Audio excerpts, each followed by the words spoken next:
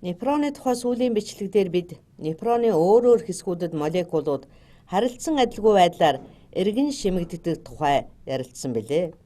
Хэрэв та бүхэн санаж байгаа бол глюкоз, амин хүчлүүн, мөн натр нь непроны ойрын тахир сувганцарт эргэн шимэгддэг тухай ярьж байсан да.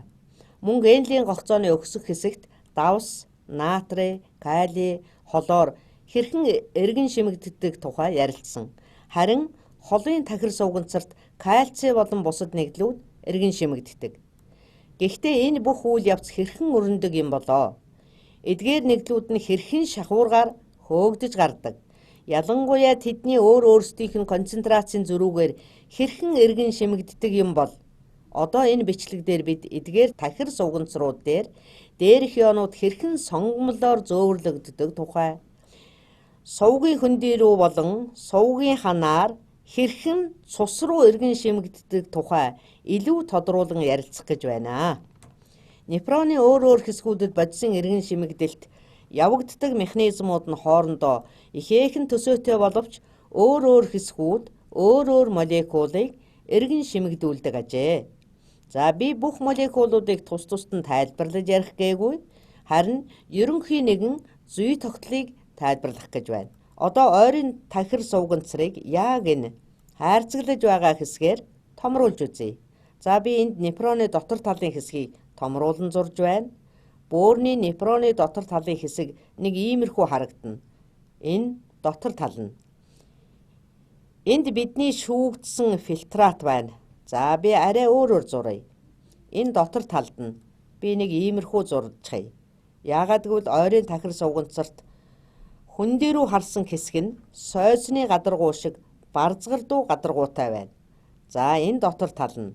Харин энэ нь люмен буюу сувганцрын хөндий гэсэн үг. Энд шүүгдсэн фильтрат буюу ангадагч шээс байна. Бөөрийн түүдгэнцрийн фильтрат энэ чиглэлд урсна.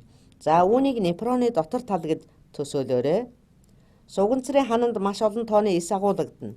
За жишээ нь энэ нэг эс байна. Энд өөр нэг эс. Тэнд бас нэг эс гих мэтлэн байрлана.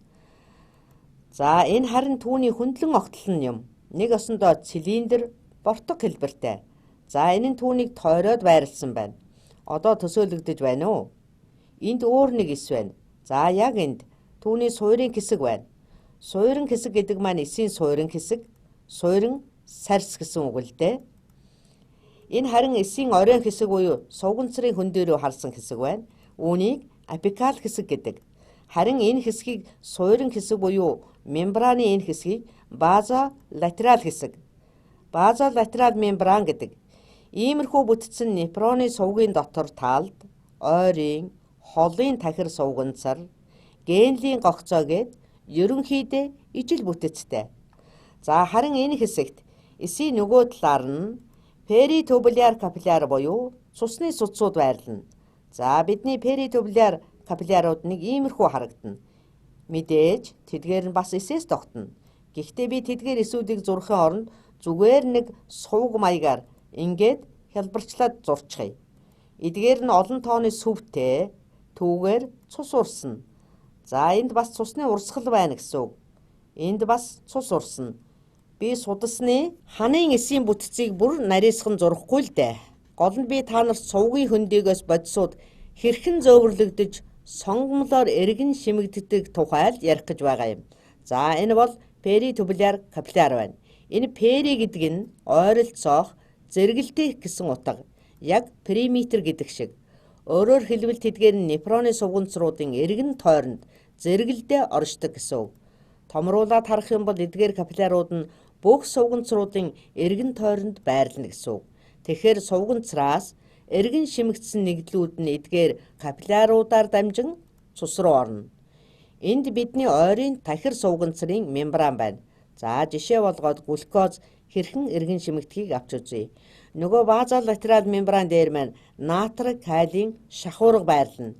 За энэ бол натр калий шахуурга юм. Түүнийг би яг энд зураатгая. Магадгүй та бүхэн эргээд натр калий шахуургын тухай бичлэгийг үзмээр санагдаж байгаа баха. Энэ тухай бидэнд бие даасан нэг бичлэг байгаа шүү дээ. За дотор талд нь нэмэгцэнэгтэй жижиг хэсгүүд болох натрийн ионыг зуръя. Тэдгээр нь наатар калийн шахуургын энэ хэсэгт очоод холбогдлоо. Харин өөр нэг хэсэгт нь АТП ирж холбогдно. Энэ уургийн АТП холбогдох хэсэгт АТП ирж холбогдонгууд уураг хэлбэр дүрсээ буюу конформацаа өөрчилж энэ хэсгээрээ хаагдаж харин энэ хэсгээрээ нээгдэнэ. Харин ийм орон зайн бүтэцтэй шилжсэн тохиолдолд наатрий тус уурагтай холбогдохгүй гадагшаа гарна. Эсийн вазолатерал мембраныг нэвтлэн цус руу орж ирнэ гэсэн үг. Гэтэл нөгөө талаар эн чинь натрик айлын шахуурга шүү дээ. За энэ зураг ийм нээлттэй конфигурацид байх та. За би үүнийг энэ талд нь өөрөөр зуръя. Түүнд кали очиж холбогдно. Үүний тухай тусдаа нэг бичлэг байгаа шүү дээ. Кали очиж холбогдлоо. За магадгүй энд холбогдож байна гэж саная. Ингэж кали холбогдоход уураг конформацаа өөрчилнө. Харин энэ тохиолдолд АТП-гийн энерги шаардахгүй. Буцаад анхны конформацтай орно. Харин одоо кали холбогдохгүй. Уураг өөр бүтэцтэй болчихсон учраас кали түүнээс чөлөөлөгдөнө. За үүнийг дахин нэг ерөнхийлээд хэлбэл натрий холбогдлоо, АТП холбогдлоо, АТП-гээс фосфат бүлэг сална. Энэ нь уургийн бүтцийг ийм болгож өөрчлөн одоо натрий түүнээс чөлөөлөгдөнө. Харин кали түүнтэй холбогдно. Кали холбогдоход уураг анхны бүтэцтэй эргээд орно. Энэ үйл явцын дунд натрий эсээс гараад кали эс рүү орно. За үүнийг л идэвхтэй зөөвөрлөлт гэдэг байгаа юм. Дахин хэлье, идэвхтэй зөөвөрлөлт.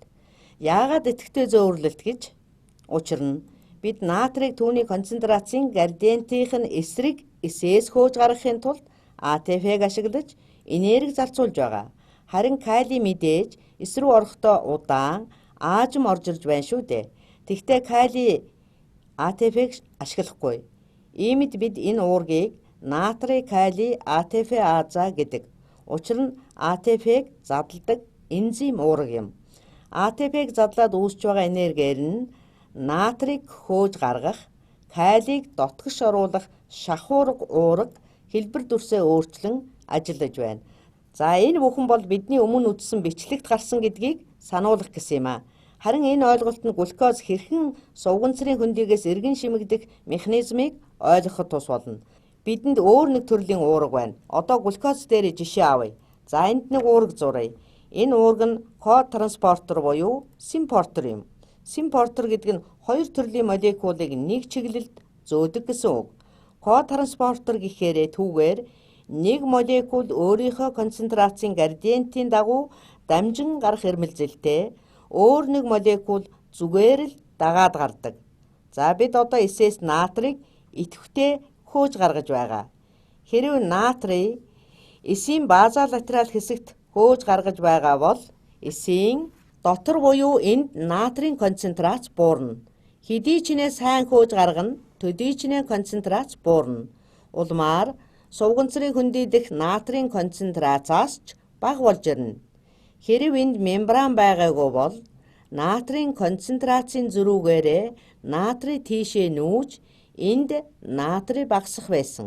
Учир нь энд ямар ч хаалт байхгүй болохоор натрий шилжих байсан. Харин энд байгаа эсүүд нь натрийг концентрацийн градиентийнхаа дагуу шилжихэд нь энэ эсүүд нь энэ гадаргуу дээрээ идэвхтэй зөөгч уураг агуулсан байдаг учраас энерги зарцуулан өөрөөр хэлбэл идэвхтэй зөөвөрлөлтөөр магадгүй глюкозтай хамт эсийн дотгош оруулнаа. За зөв төсөөлөл бий болгохын тулд энэ эсийн апикал мембран дээр яг энд нэг зөөгч уураг тусдан зуръя. За нэг иймэрхүү харагдана. Наад тал нь натрийн концентрац их, нөгөө талд нь бас натрий байгаа. Натрий энэ сувг уурагтай ингэж холбогдно. Харин глюкоз энд холбогдно. Энэ зүгээр хэлбэршүүлж харуулж байгаа юм шүү. Ингэж натрий глюкоз хоёр холбогдоход энэ уураг дүрсээ өөрчилж нэг иймэрхүү болно. Үүний дараа натрий глюкоз хоёр ийшээ гарч ирнэ. За одоо бид эсийн дотор уураг ийм конформацид байхад тэдгээр нь амин хүчлүүдтэйгээ холбогдохгүй харин түүнээс салж явдаг. Тэдгээрийг салсны дараа уураг хэлбэр дүрсээ өөрчлөн анхны ийм бүтцтэй шилжинэ. Энэ үйл явц дахин давтан явагдана. Гэхдээ энэ үйл явц хэрв натрийн ион их байгаа тохиолдолд л түүнийг хөөж гаргахын тулд урвал давтан явагдана. Ингээд натрийн ион концентрацийнхаа градиентийн дагуу нэвчиж байна. Ингэхдээ глюкозыг хамт аваад гарна. Хэрэв энд глюкозын концентрац ихсэдэрвэл глюкозын сувгууд нээгдэж түүгээр глюкоз урсаж концентрацийнхаа градиентийн дагуу сувгийн хөндийгөөс буцаад цус руу орно гэсэн. За үүнтэй төстэй үйл явц заавал глюкозч байх албагүй нефроны дагуу явагдах болно. Жишээ нь генлийн гогцооны өксөг хэсэг. За энэ хэсгийг би хайрцаглаад зуръя. За өксөг хэсэг байлаа гэхийг тэндээс давснуудыг эргэн шимэгдүүлэх нь зарчмын хувьд дээрхтэй адилхан. За үүнийг энд томруулаад зуръя. За энд суганцрын хөндий байна. Эдгээр нь болохоор суганцрын ханыг бүтээгч эсүүд юм. Энэ нь генлийн гогцооны хэсэг гэж хэлсэн. Энд натрий калийн шахуурга байгаа. Натрийн үүгээр эсээс гадагшлан кали орж ирнэ. Гэхдээ калийн сувгаар кали наас чааш аль ч чиглэлд урсаж байж болно. Тийм учраас энэ болж байгаа үйл явцад кали тийм ч чухал үүрэгтэй биш. Энэ эсэд натрийн концентрац бага байгаа. Хөндий рүү харсан мембран дээр симпортер уурга агуулгадана. Яг түрүүний глюкоз дээр гарч ирж байсан шиг. Гэхдээ тэр тохиолдолд натрий глюкозтай хамт зөөвөрлөгдөж байсан да. Одоо бол натрийн холоор болон калийн ионуудтай хамт зөөгдөх тухай ярих гээд байгаа юм. Тэгэхээр натрийн концентрац энд бас илүү байх хэрэгтэй. Энэ симпортер уургийг натр кали холорын ко-транспортер уурга гэд нэрлэдэг. Энэ нь генлийн гогцооны өксөх хэсэгт таарах хоёр дахь хэлбэр нь юм. За ингээд эсийн дотор холорын агууламж их болсон кали аль ч чиглэлд нэвчинэ. Эсийн энэ мембран нь холорын сувг ихтэй учраас холор концентрацийнхаа градиентийн дагуу эсээс гадагшлана. Ингээд бөөрийн тархилэг хэсэгт натрийн ионтой цуг давслаг шинж чанарыг өгнө. За үүнтэй төстэй үйл явц холын тахир сувганцарт явагдана. Гэхдээ одоо кальций эргэн шимэгдэнэ. Гэхдээ жаахан ялгаатай. Энэ сойзны гадаргуу шиг цэлмэнтэй эсүүд нь зөвхөн ойрын тахир сувганцарт байдаг. Гэтэл бид одоо холын тахир сувганцарыг авч үзэх гэж байна. Түрүүний энд ярьсан ионууд концентрацийн градиентийг ашиглан идэвхтэй зөөвөрлөлтөөр бодисууд нэвчих үзэгдлийг хоёр дахь идэвхтэй зөөвөрлөлт гэж нэрлэж байгаа юм.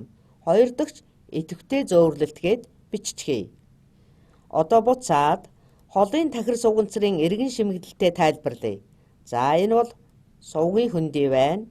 Эдгээр нь түүний хоёр талын ханыг бүтээгч эсүүд байна. Одоо та бүхэн ерөнхийдөө ойлгож байгаа байхаа. Холын тахир сувганцар арай өөрлөлтөө энэ эсүүд нь байна. Харин энэ улаанаар зурж байгаа нь перитубуляр капилляр байна. Түүгээр цус урсна. За энэ ханан дээр натрийн сувг байна. Түүгээр натрийг цус руу хөөж гаргана. Калийг оруулж ирнэ. Энэ талаар бичлэг байгааг санаарай. Натрийн цуснд их болж ирнэ. Хөндий рүү харсан эсийн апикал мембран дээр кальцийн сувгууд байдаг. Кальцийг цагаанаар тэмдэглэе.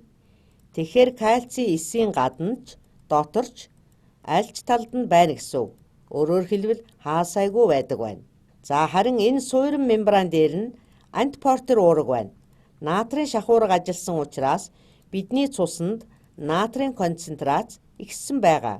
Хэрэв натр концентрацийнхаа градиентийн дагуу урсвал буцаад цуснаасаа эс рүү орох ёстой.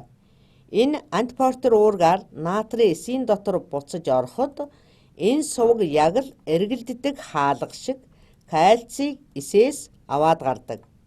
Үүнийг өөрсдөө төсөөлөхийг хичээгээрэй. Яг л эргэлддэг хаалга шиг натрийг оруулахдаа кальцийг гаргана. Натрийн энэ сувгийг эргэлдүүлнэ. Энэ сувгийн нөгөө талд нь кальций холбогдон зөөвөрлөгдөнө. Үүнийг антипорт зөөвөрлөлт гэдэг. Учир нь хоёр өөр чиглэлд бодисууд зөөгдөж байна шүү дээ. Энэ нь мөн л хоёр дахь идэвхтэй зөөвөрлөлтийн нэг хэлбэр юм.